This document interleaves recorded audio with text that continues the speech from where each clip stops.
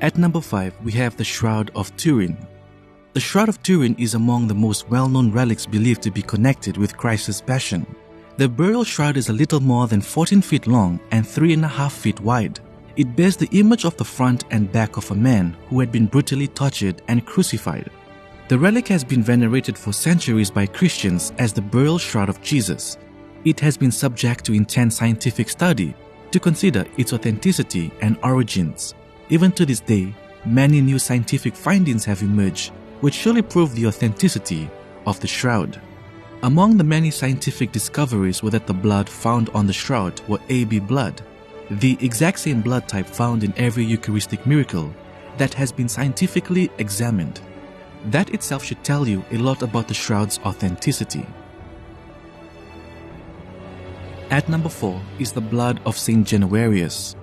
Saint Januarius, bishop, martyr, and patron of Naples, is famous for the miracle of the annual liquefaction of his blood, which, according to legend, was saved by a woman called Eusebia just after the saint was beheaded.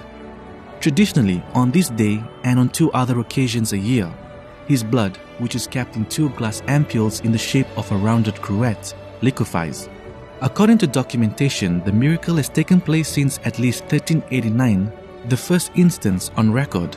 The liquefaction process sometimes takes hours or even days, but sometimes it doesn't happen at all. Normally, after a period that can range from 2 minutes to an hour, the solid mass turns red and begins to bubble.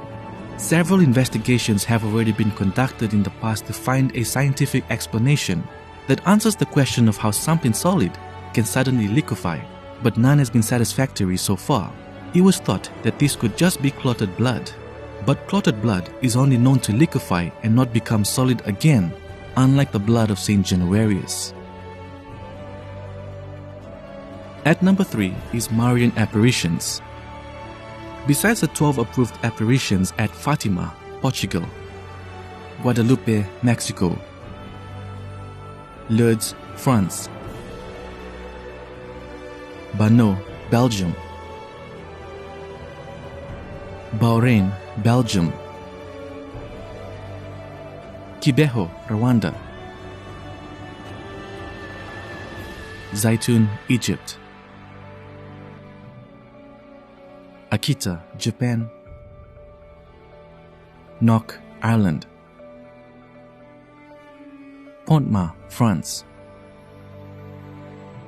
La Salette, France, and Paris, France. Out of these 12 approved apparitions, there have been 11 out of the 386 apparitions which have not been approved with a supernatural character, but which have received a yes to indicate the local bishop's approval of faith and expression, prayer and devotion at the site. Let's look at a few Marian apparitions. The most famous apparition being that at Fatima, with the miracle of the sun that danced around the sky, and it wasn't just witnessed by the 3 visionaries themselves, but by 70,000 people. In Lourdes, there have been more than 7,000 miraculous recoveries attributed to the intercession of Our Lady of Lourdes at the French shrine, and 70 cases have been officially recognized by the Catholic Church. The last official miracle attributed to the intercession of Our Lady of Lourdes was declared in 2013. In Zaitun, Egypt, from April 2, 1968 to May 29, 1971, the Virgin Mary appeared weekly on average, especially around feast days, on top of St. Mary's Coptic Church in Zaitun for all to see. This was not something just witnessed in a mystical vision by a few. It was a supernatural experience perceived by massive crowds for years. In addition, this occurred in a predominantly Muslim country and at a Coptic church, which might be why Catholics are less familiar with it. The Blessed Virgin Mary was witnessed by hundreds of thousands of people, including Copts, Catholics, Protestants, Muslims, and even secular Marxists, like the former Egyptian president Abdel Nasser. The sick were cured, and the non-believers believed. Let's jump all the way to Mexico. Our Lady of Guadalupe is a beloved devotion that fascinates both believers and non-believers. Millions of pilgrims travel across the world to visit the Basilica of Our Lady of Guadalupe in Mexico City. The original tilma of Saint Juan Diego, which is on display in the basilica, has been subjected to scientific testing to prove its miraculous authenticity. What makes it truly captivating is the fact that the image of Our Lady of Guadalupe appears to defy scientific explanation. For instance, there is no undersketch, and an examination has revealed that there are no brushstrokes. In addition, the origination of the coloring has not yet been discovered by scientists. Amazed yet? These are just barely a quarter of the many miraculous phenomena associated with Marian apparitions. At number 2, the incorrupt saints. The Church recognizes approximately 100 saints as incorrupt, the most notable being Saint Bernadette Soubirous, as it was the miracle of incorruptibility, which were one of the 2 miracles that paved the way for her canonization. The Church does not view incorruptibility as a miracle anymore that could advance a cause for sainthood. But let's be honest here. Do you think it's normal that an arm were to bleed fresh blood almost 2 years after death, as with the case of Saint Nicholas of Tolentino? During the first exhumation of Saint Bernadette, it was found that most of her internal organs were preserved, a mystery that made even the examining doctor conclude that this all did not seem to be a natural phenomenon. Saint Agnes of Montepulciano died in 1317. Not only did her body remain incorrupt, but a perfumed liquid flowed from her hands and feet. Another Italian, Saint Catherine of Bologna, died at the age of 49 in the year 1463. She was buried unembalmed and without a casket 18 days later, after various reports of graveside miracles and the strong and sweet smell of perfume aroma. Her body was exhumed and found to be flexible and uncorrupted. Science itself could never ever come anywhere near a conclusion. And at number 1, Eucharistic miracles. Throughout Christian history, our Lord has shown us that He is really and truly present in the Blessed Sacrament.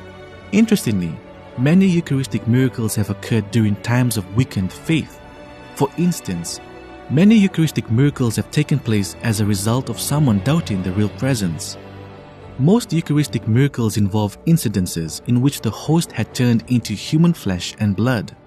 Of course, we as Catholics believe that the consecrated host is the body, blood, soul, and divinity of our Lord, under the appearances of bread and wine. Therefore, Jesus, through these miracles, merely manifests His presence in a more tangible way.